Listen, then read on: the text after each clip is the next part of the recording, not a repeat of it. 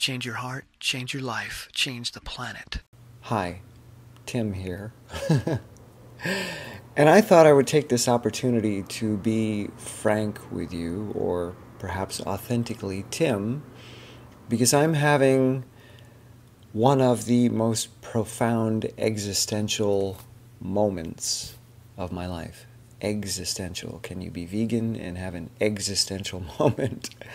I don't know, but let's try.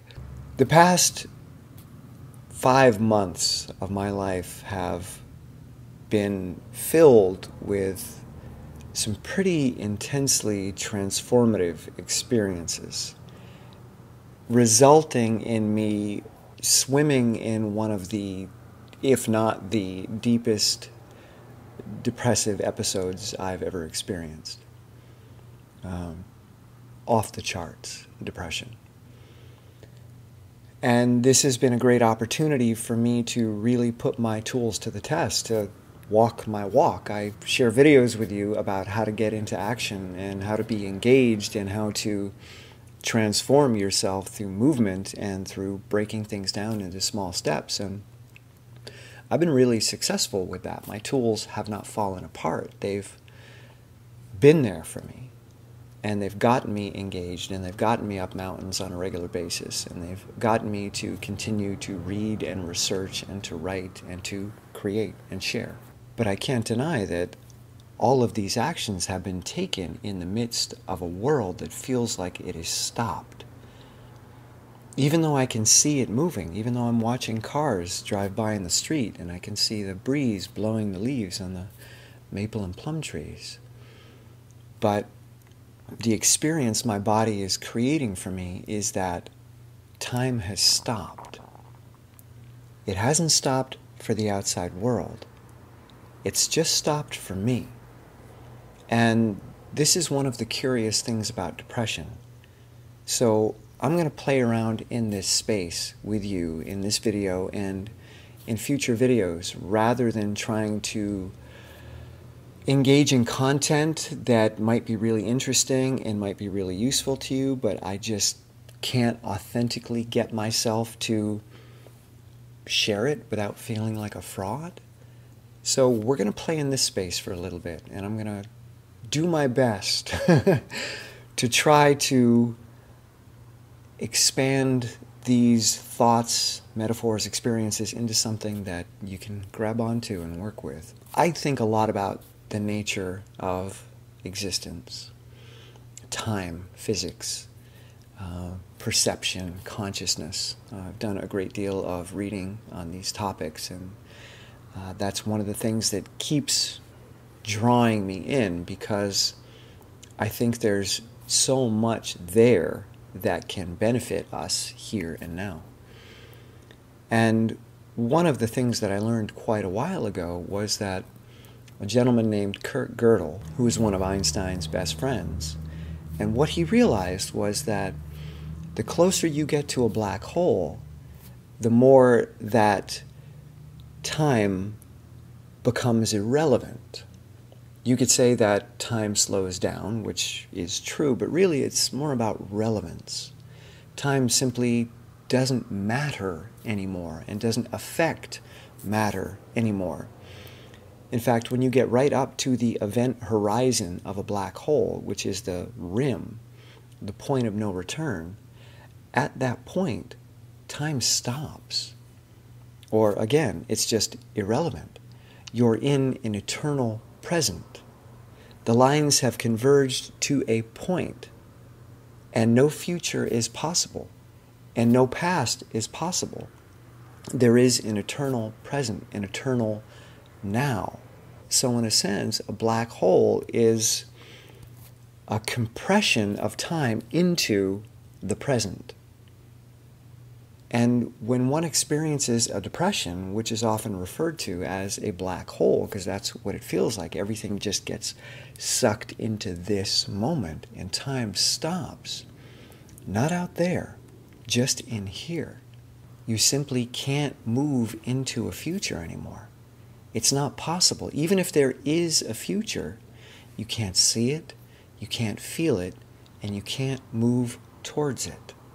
And another feature of this dynamic of black holes that Kurt Gödel discovered is that the only way out of a black hole is to move towards the present and not the future, which in physics is impossible. Anything that is moving is always moving towards a future. How could one move toward the present when one is in the present?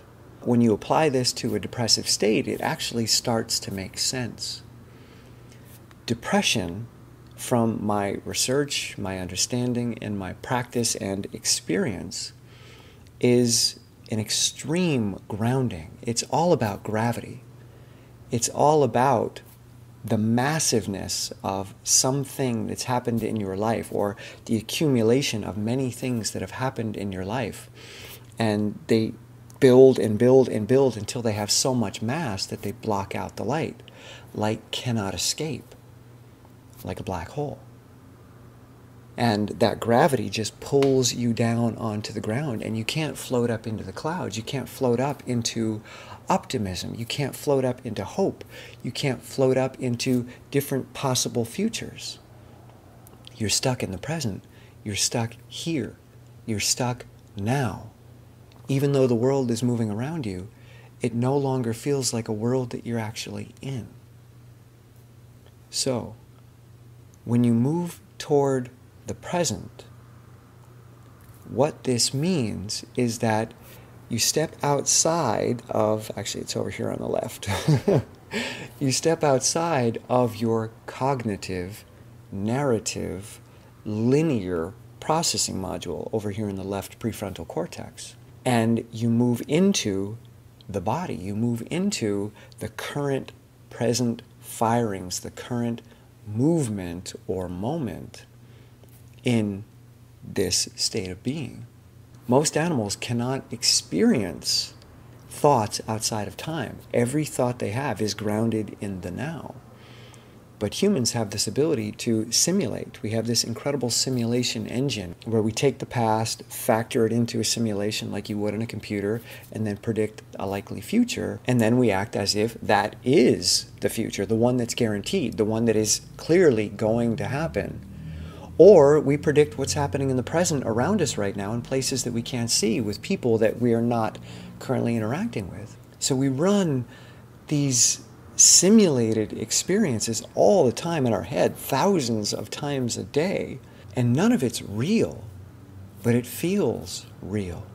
And a depressive state is when that engine starts to tune down, because when the left dorsolateral prefrontal cortex is online, we're more optimistic. People that are happy have a very active left dorsolateral prefrontal cortex. People that are depressed have a very active right dorsolateral prefrontal cortex. So there is a shifting to the right in depression. And on the right, we don't model things outside of time. We model things in the present. We get stuck in the present.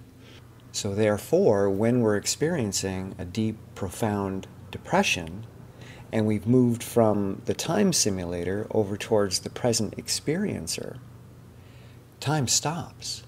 We're stuck in the present moment. We're stuck on that event horizon, and we can't escape. Even though there's a universe happening all around us, we can't get to it anymore. And our light can't escape.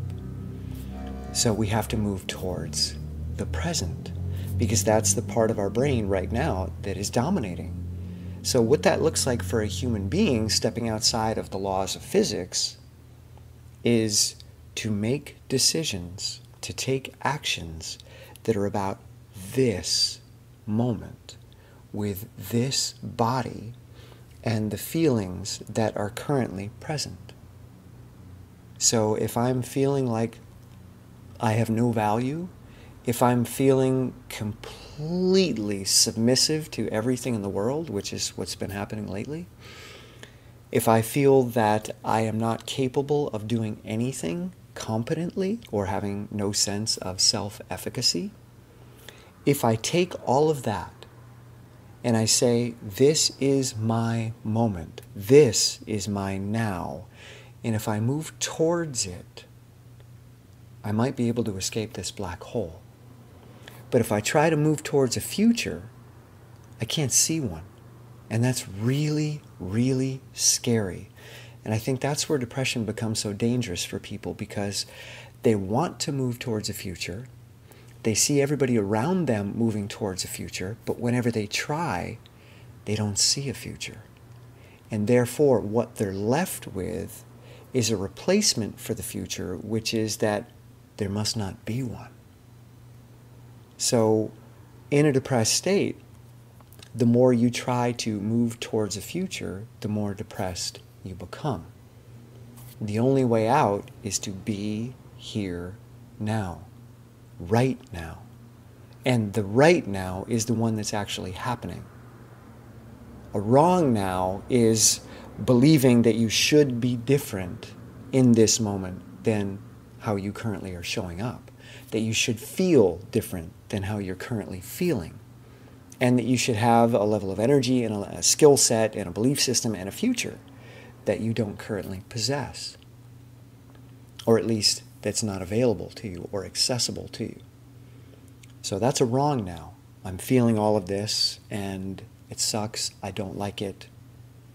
But the moment you say, this is what I've got, this is who I am, this is what I can work with, if I move towards this present, this gift, and if I open it up, I can do something with it. And then as I get into motion, I'll start to have a little wiggle room. I'll start to have a little bit of joy. I'll start to have a little bit of possibility. I'll start to see a little bit into the future. I haven't escaped the black hole completely yet, but I've started to move away from the event horizon, because I stood there, I accepted it, I allowed it, and I worked with it because it's the right now.